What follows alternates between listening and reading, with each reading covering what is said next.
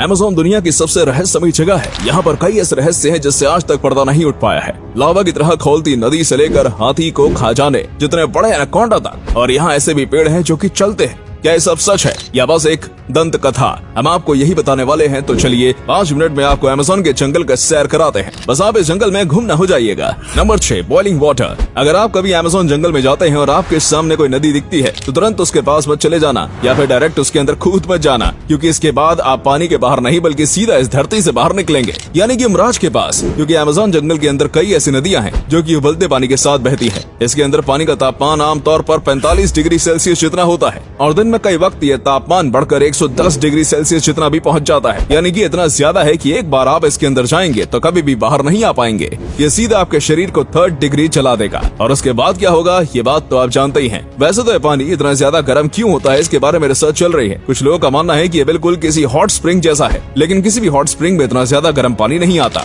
तो आखिर अमेज़न की नदी में ही इतना ज्यादा गर्म पानी क्यों आता है, ये तो पूरी तरीके से रिसर्च करने के बाद ही पता चलेगा। वैसे कई लोग इस नदी के बाजू में रखे पत्थरों के ऊपर अंडे भी भगा देते हैं। Number 5, green anaconda. Amazon forest को और भी ज्यादा खतरनाक बनाने के पीछे एनाकोंडा सांप का भी हाथ है। अब आप ही बताइए, ऐसे सांप के पास कौन ही जाना चाहेगा जो कि चुटकियों में आपकी जान ले सकता है। माना कि एनाकोंडा के पास जहर नहीं है, लेकिन इसकी शारीरिक शक्ति किसी भी इंसान को हरा सकती है। और रही बात इसके खाने की, तो ये किसी भी चीज को खा सकता है। और किसी भी चीज से मेरा मतलब है किसी भी चीज को, क्योंकि इसे जंगल में कई बार मगरमच्छ, हिरण, यहाँ तक कि तेंदुए को भी खाते हुए देखा गया है। और कई बार इनके पेट में से इंसानी अवशेष भी मिले हैं। पूरी दुनिया में कितने एनाकोंडा मौजूद हैं ये बात कोई भी नहीं जानता, और साथ में ये बात आप भी नहीं जानते होंगे कि एनाकोंडा की कोई उम्र नहीं होती। ये तब तक बढ़ते हैं जब तक इन्हें कोई बीमारी ना हो जाए या फिर ये भूख से ना मर जाएं। इसलिए कई बार विशाल कई एनाकोंडा को देखने का भी दावा किया गया है, जो कि एक हाथी को भी खा सकता है, लेकिन इसके पुख्ते सबूत नहीं मिले हैं। और अब तक सबसे बड़ा जो एनाकोंडा मिला है वो 33 फीट का था। स्थानीय लोगों का कहना है कि उन्होंने 50 और 100 फीट जितने बड़े एनाकोंडा को भी देखा है। और इस वीडियो में आपको जो एनाकोंडा दिख रहा है वो भी बेहद बड़ा एनाकोंडा है, लेकिन इसे मापा नहीं गया, क्योंकि पहले तो ये लोग यहाँ से डर कर भाग गए और जब ये गार्ड के साथ वापस आए तब ये मिला नहीं, लेकिन यकीनन अब तक मिले एनाकोंडा से बड़ा था।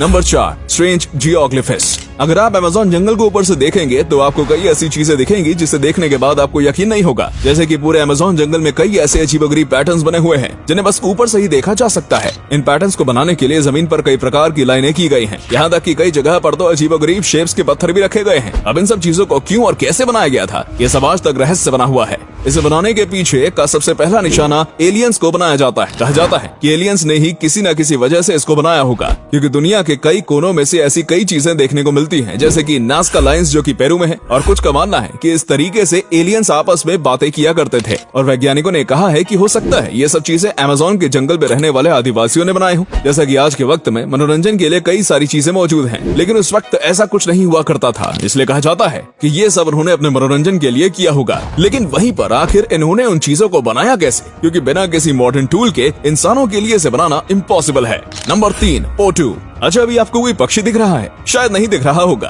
क्योंकि यहाँ पर एक पक्षी है जो कि कैमोफ्लेज करने में माहिर है। इस पक्षी का नाम है पोटू और ये अमेज़न की खासियत है। ये पक्षी इतने शातिर तरीके से अपने आप को छुपाता है कि कोई भी शिकारी इसे देख नहीं पाता। इसके शरीर का रंग बिल्कुल ही पेड़ पौधे जैसा है, जिसकी वजह से किसी भी पेड़ के तने में आसानी से छिप सकता है। इसकी आंख भी पूरी तरीके से काली होती है, जो कि इसे कैमोफ्लेज करने में और भी ज्यादा मदद करती है। इस पक्षी की साइज बहुत ही ज्यादा छोटा होता है। ऐसे पक्षी जंगल में काफी ज्यादा मौजूद हैं, लेकिन अक्सर ये देखने को नहीं मिलता है, क्योंकि जाहिर सी बात है ये किसी पेड़ के ऊपर छिपे हुए होते हैं। और ईगल, सांप, स्पाइडर जैसे कई शिकारी इनका शिकार करने की कोशिश करते हैं, लेकिन फिर वो इन्हें छोड़कर किसी आसान शिकार पर चले जाते हैं, जिसके चलते इनकी आबादी काफी अच्छी है इस वक्त। Number 2, walking palm. अगर मैं आपको कहूँ कि अमेज़न के जंगल में एक ऐसा भी पेड़ है जो कि चलता है, तो आपको मुझ पर यकीन नहीं होगा। लेकिन दोस्तों ये बात बिल्कुल सच है, क्योंकि भाई मैं आपसे झूठ थोड़ी ना बोल सकता हूँ। लेकिन किंतु परंतु बंधु, ये पेड़ हम इंसानों की तरह तेजी से नहीं चलता, बल्कि बहुत ही ज्यादा धीरे चलता है। इतना धीरे कि आपकी पूरी जिंदगी में बस 50 सेंटीमीटर ही आगे बढ़ सकता है। इस पेड़ की जो जड़ें होती हैं वो सूरज की तरफ बढ़ती रहती हैं, और जैसे ही वो आगे बढ़ती हैं तो पीछे वाली जो जड़ होती है वो धीरे धीरे करके गायब हो जाती है, और ऐसे ही धीरे धीरे करके ये आगे बढ़ता जाता है। ये देखने में काफी अजीब लगता है, क्योंकि इसकी इतनी सारी जड़ें होती हैं जो बिल्कुल इसे किसी मकड़ी की तरह दिखाती हैं।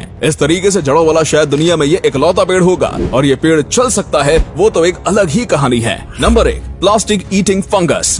दोस्तों हाल ही में येल यूनिवर्सिटी की एक प्रिया आनंद नाम की लड़की ने अमेज़न के जंगल में से एक ऐसा फंगस ढूंढा है जो कि अब इंसानों की सबसे बड़ी समस्या यानी कि प्लास्टिक को खत्म कर सकता है। जी हाँ, आपने बिल्कुल सही सुना। इस लड़की ने इस फंगस के करीब 60 सैंपल लिए थे और उसके ऊपर वो कई रिसर्च कर रही थी और इसी बीच पता चला कि ये जो फंगस है ये प्लास्टिक को खा सकता है और इसे डाइजेस्ट भी कर सकता है, यानी कि वो पूरी तरीके से प्लास्टिक को नष्ट कर सकता है। साथ ही में ये बहुत ही ज्यादा कम ऑक्सीजन की मात्रा में भी आराम से उग सकते हैं, इसलिए अगर ये पानी के अंदर भी उगाया जाएगा तो फिर ये आराम से पानी के अंदर भी रह पाएंगे और ऐसा करके पानी के अंदर के प्लास्टिक को और जमीन के प्लास्टिक को खत्म किया जा सकता है। लेकिन ये सब आगे की रिसर्च ही बताएगी।